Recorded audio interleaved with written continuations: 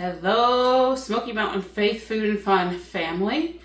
I'm Christy. I'm back in the Ramsey Ranch kitchen, and today I am sharing one of my oldest recipes since I've been an adult and cooking in the kitchen. So that's 25, 30-ish years now. So feeling old.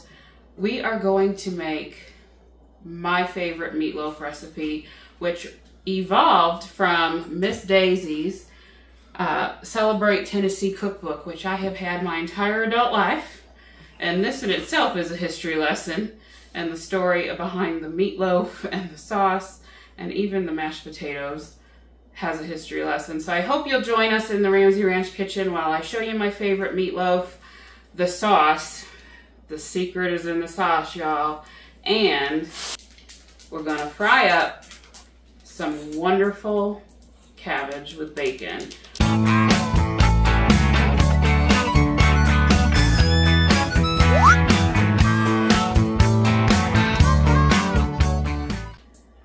Okay, as always, we are going to start out with the ingredients list. For the meatloaf, we are using about 3/4 to 1 cup of seasoned breadcrumbs. Recipe in the book just calls for regular breadcrumbs. I've got a 1/2 cup of onion and 1/4 cup of green pepper. The recipe in the book doesn't call for green pepper, but you know what? I can't leave well enough alone.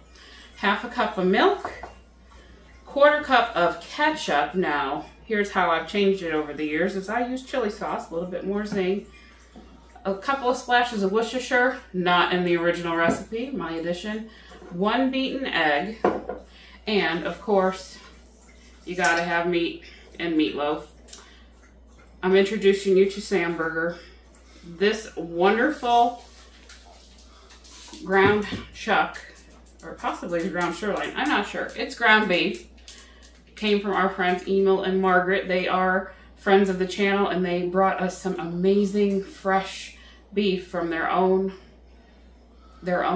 cattle that they raised and then butchered. And so his name was Sam, so they said that is Sam Burger. So Sam Burger, thank you for your sacrifice. All right, the sauce. Sauce is 8 tablespoons of vinegar. I'm using apple cider vinegar. I have used white vinegar in the past. It works fine. 8 tablespoons of ketchup. 1/2 cup of minced onion, or diced onion. And it calls for 8 tablespoons of dark brown sugar. I don't have any dark brown sugar, but I'm going to show you a hack to make it dark brown sugar. All right, we are going to get started with this recipe. First things first, if you wear rings, take them off, because you do not want to be mushing in meat with rings on. So, gotta take them off. Set them aside somewhere safe. So, our meatloaf. I'm gonna bring you in closer so you can see what I'm doing. All right, hands are clean, rings are off. These are your mixing tools. Best mixing tools for meatloaf are your hands. So, and I go with the diced onion and green pepper. Again, that is not in the original recipe. I am going to roll the original recipe so y'all can see it and see what changes I have made over the years. I do not change the sauce, however. The sauce is the secret. I've got my beaten egg in there, and I don't think I mentioned that earlier, but there is a 1 beaten egg. All right. It's calling for 4 tablespoons or 1/4 cup of ketchup. And I'm using chili sauce because we like that little bit of an extra zing. All right, so this is also not in the recipe. Recipe just calls for 1 teaspoon of salt and 1/4 teaspoon of black pepper. I've got about 1 tablespoon of my favorite all-purpose seasoning, which is a Columbia seasoning from the Columbia restaurant in Florida. If you've not been there, it's amazing. And then I've got about 1/2 teaspoon of garlic powder, and then just a little bit of salt and pepper, probably 1/2 teaspoon of each. So we like flavor in this house. If you don't know that already, you know it now. No bland meatloaf here. All right, so this is my Lane Perrin's Worcestershire sauce. Worcestershire sauce. I'm just gonna add a good splash or two in there. Might be a tablespoon, tablespoon and a half. That is also not in the recipe, but it is in the sauce. So, move this back over here so we don't forget to put it in the sauce. Half a cup of milk.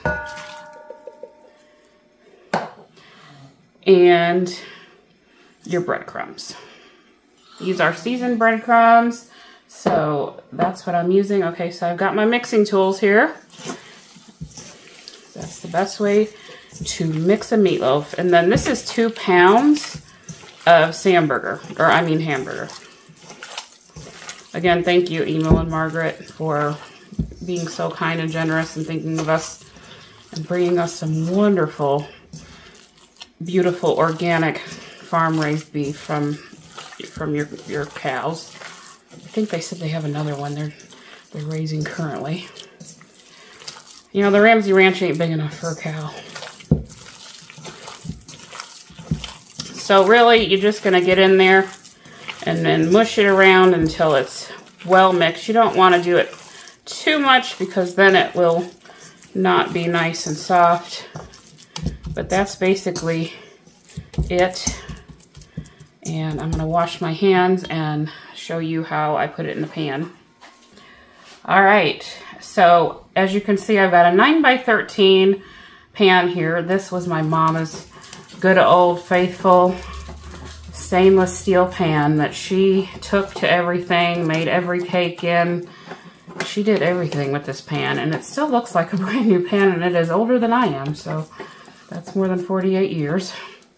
But this pan has been a part of my family for a long time. So I'm just forming my meatloaf into almost a football or egg shape, because that's what I like. I like nice big slices of meatloaf. And I've got a little cooling rack or draining type rack here on the top, and it's going to drain that grease down to the bottom. This is going to bake at 350. Recipe says for 40 to 50 minutes, I believe it is what it says. 50, 60 minutes, pardon me. So we're going to throw that in the oven, 350, 50, 60 minutes. And while we're doing that, I'm going to make the fried cabbage and show you the secret sauce. Alrighty, we are going to make this special sauce. It's not a secret sauce because it is actually in Miss Daisy's cookbook. And if you don't know who Miss Daisy is, she is considered the first lady of Southern cooking. And she owns several restaurants up in Nashville. So I think she knows what she's doing. And I'm going to talk about the cookbook more later. Alright, so I need 8 tablespoons of vinegar.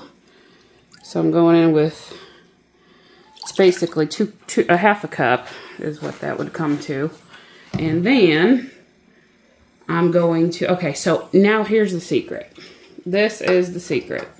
I don't have dark brown sugar. It calls for 8 tablespoons of dark brown sugar. So I'm using a half a cup of my beautiful raw unrefined sugar that we got from Azure Standard. And how do we make it dark brown? We are going to add a tablespoon of molasses. Yes, that is what is going to happen here. That is probably going to leave a little more than a tablespoon, but that's all right. And I'm actually just going to use my measurer to stir that around in there, and that sugar will dissolve as we are going to take the sauce to the stove and get it, well, we got to make a sauce on the stove. All right, that's pretty much everything. Good enough there. All right, and then it's a half a cup of onion. These are the frozen diced onions that we got also from Azure. Been very happy with everything from there that we've tried so far. And then we need a cup of ketchup. I'm actually just going to eyeball. I usually do. That's about a cup. I'm not a good measurer, guys. I try to measure when I bake because it's important, especially when you're baking. And then I need 4 tablespoons of Worcestershire sauce, otherwise known as Worcestershire sauce. How do you say it? I'm also eyeballing the Worcestershire sauce. Alright, so now we're going to take that over to the stove and get it cooking. And it's going to reduce down a little bit, and it'll be a nice sauce to put over the top of the meatloaf. And I'm going to show you how I do our fried cabbage. Alright, we are over back here at the stove. I'm going to go ahead and stir our sauce. Let me tell you, it's almost like a barbecue, but it's not real barbecue-y. It is a sweeter sauce, but it is the best meatloaf sauce that I've ever eaten. And I almost don't care for other meatloafs because they can't compare. That's just my opinion. And most people who've tried it agree. It is definitely a full of flavor meatloaf and sauce. Alright, so we are just going to let that reduce down and cook for a little while. And then it will be ready to put on our meatloaf, which is in the oven. Alright, we are ready to start our fried cabbage. I'm over here at the stove. I've got a fairly large pan here, non-stick pan. And we are putting in our bacon. I had 6 slices that really needed to be used up, so we're going with 6 slices. And we're going to brown that around, render the fat and the flavor out. And then we are going to add in our seasonings, which is really just salt, pepper, and onion powder. And then we'll add in our cabbage and let that cook. So it's really a very, very simple dish.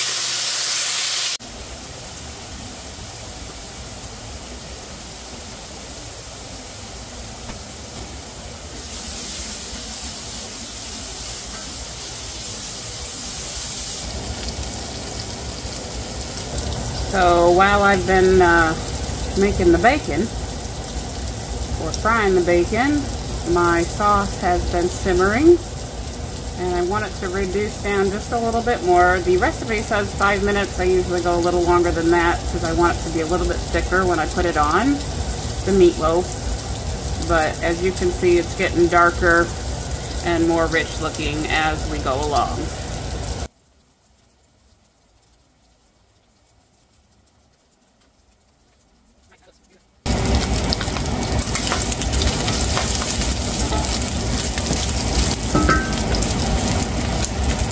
I am going to throw in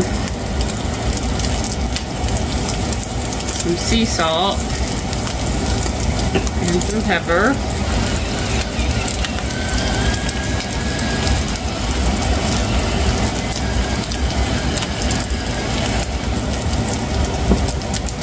And some of my organic onion powder from Azure. Oh my goodness, let me tell you, these spices are so potent, and man, if you had smell-o-vision, it smells like just fresh onion. It's so good.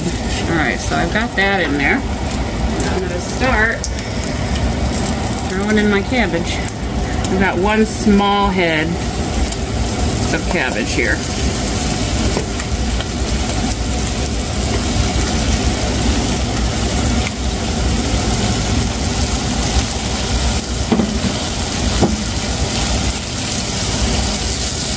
Turning down my heat to about a 3. The renderings from the bacon is going to be quite enough, so I think I'm going to add in some butter into the mix. We'll let this have a few minutes and see what happens. Go ahead and go in there with some butter. It's quite a bit of cabbage.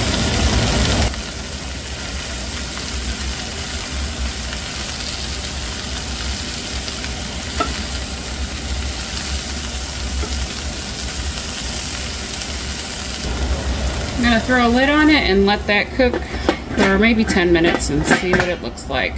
Should be at a good point by then. It's been about 30 minutes since we did put the meatloaf into the oven. And as you can see, it's starting to brown nicely on top. I want to add our sauce on, or at least a layer of sauce. I might do this a couple of times.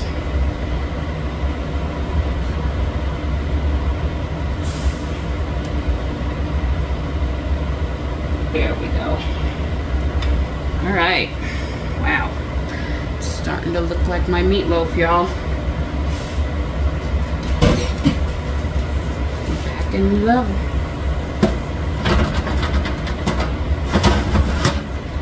Been maybe 7 minutes, and it's getting there. It's cooking down. I'm gonna hit it with a little more seasoning because I don't do bland. Now the bacon's salty already, so we know that you know, we don't need to overdo on salt. We don't need to underdo on salt either.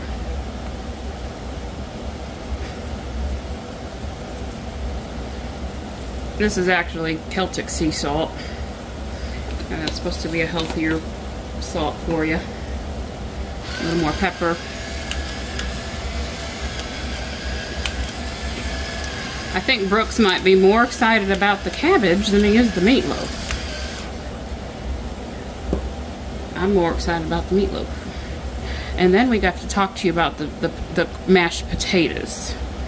We're actually having mashed turnips that are mixed with organic potato flakes that we got from Azure, because it's healthier and less carbs than having full-fledged potatoes. So we'll talk to you more about that when we sit down to the table, about how that works. But the recipe that I basically use to make the mashed turnips with the added potato flakes is very similar to the Ramsay House recipe, which, well, I have to talk to you about that at the table too. There is a story behind this meal. We'll be back. About another 10-15 minutes has gone by. I'm gonna go ahead and pull out my meatloaf and add another layer of sauce. You can see how those onions are like caramelizing on the top. Love the sauce.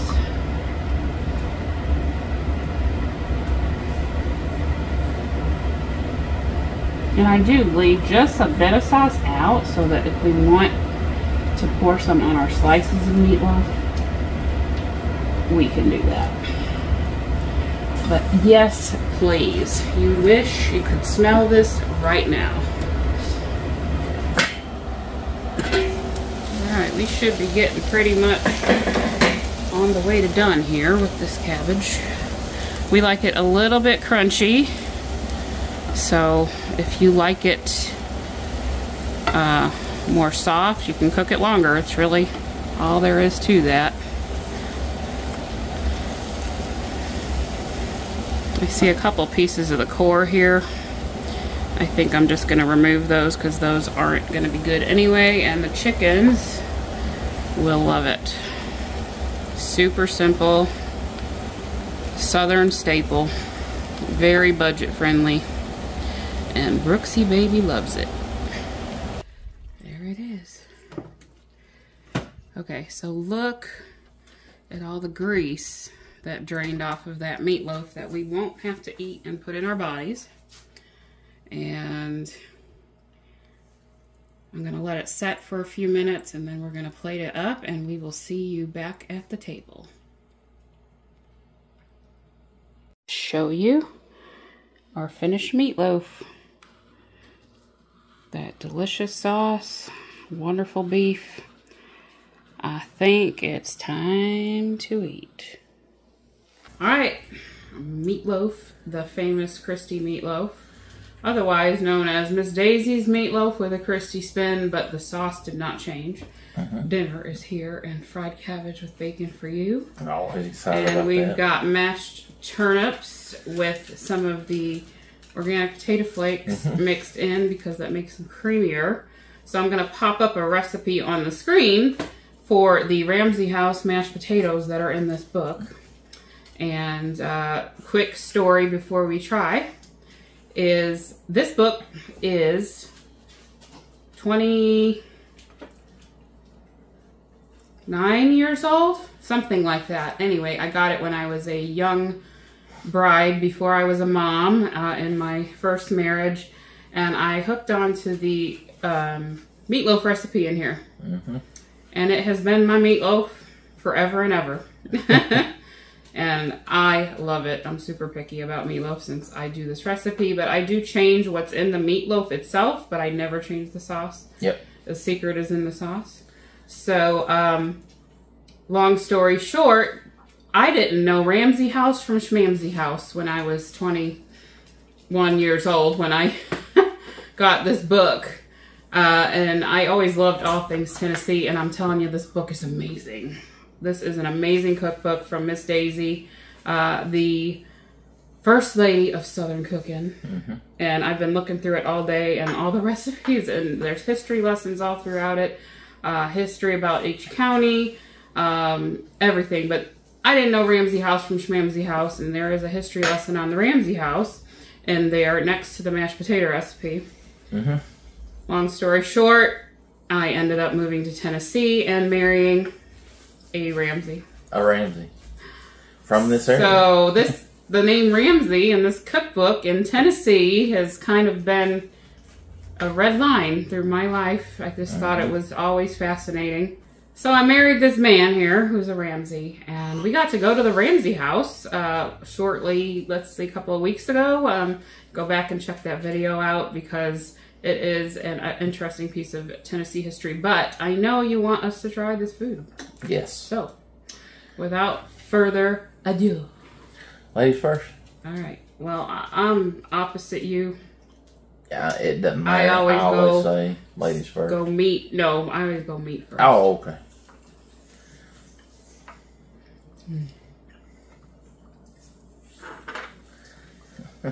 It is tender. Perfectly seasoned. The sauce is perfection. And I always add I always save a little sauce aside just to drizzle a little more on there. It's a sweet and sour, sort of sour, not really sour sauce. I'm curious to know what Brooks thinks. But these mashed turnip taters we made a couple of days ago with a dinner. And I made enough to where we could have them with another meal this week. So really good. And the extra mashed potato flakes kind of puts a creaminess to the turnips, and it takes away that turnipy, the earthiness, bitterness. Yeah, that turnips have. Did you try your cabbage? I did try the cabbage. Cabbage is fantastic. You didn't say a word. And the bacon. Well, I was waiting for you to finish what your thought there. Okay. Very good on the bacon. It's got just enough crunch left without being. I tried to crunch it. Yes. Without over crunching. Is that a thing? For that too. That's the meatloaf. I'm picky about meatloaf too, and your meatloaf is always so good. It is not bland. There is plenty of flavor without being too much of anything. It's a barbecue meatloaf. Oh, it is, I guess. It is. Not meat. I consider that a barbecue meatloaf. Samburger hamburger. Thank you for your sacrifice, because it is very tender. It is. And it is. It really is.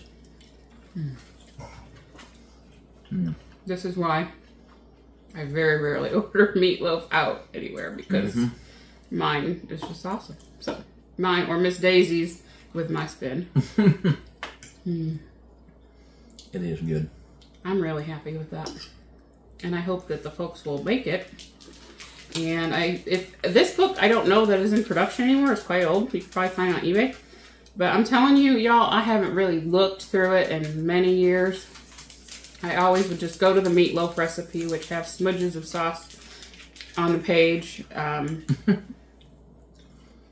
But now that I live here, and I've been here for 15 years now, this is my 15th, this month, like right now, I've been here 15 years. I can't say that I've actually sat and read through the book, and today I took some time to read through the book, and there are so many great recipes in there. I think we might be cooking with some of them and bringing them back to light. But, so would you pull your fork for that if you were a fork twirler? I don't have time. I'm too busy eating because it's good. So is the cabbage the right tenderness that you like? It's not. Fork, try it. So yeah, so the cabbage is got just a little crunch left there, which is just right. Yeah. So I'm happy, and this is a low carb meal. Really, the only carb in it is whatever is in the vegetables, which is not much, and the breadcrumbs that's all throughout the whole meatloaf. They're healthy carbs too. So. If you use turnips in place of mashed potatoes, or you mix potatoes and turnips like we did, you're going to save on your carbs. So yeah, if that's something you're looking to watch, you know. Yeah. So anyway, we try when we're home. But if you like this video, I'll let you do it. Give it a thumbs up. I hope that you like our cooking demonstrations here in the Culinary Research Center at the Ramsey Ranch. Momo says hi. I'll let him say hi. Yep, there he is. Hi, Momo. And how about a piece of cabbage? Cabbage? Okay. Okay, Peachy wants a piece of cabbage. Everybody yells at us because we don't give them a bite, so they're getting bites today. Momo says, could I have more? There you go. While you're doing that, then make sure you subscribe to the channel, and of course, also waffle spaghetti. So we'll have to tell you that story sometime. But yes, and also Ringy Dingy. Make sure you hit the notification bell so that you know when we've got new content posted. But for now, I'm Christy. I'm Brooks. And we are Smoky Mountain Faith Food and Fun. This is the Ramsey Ranch Kitchen, and who knows where we'll be next. That's right. But for now, we just want to say God bless you all. We love you. And we can't wait to show you what's next. We love you all. God bless. Bye-bye.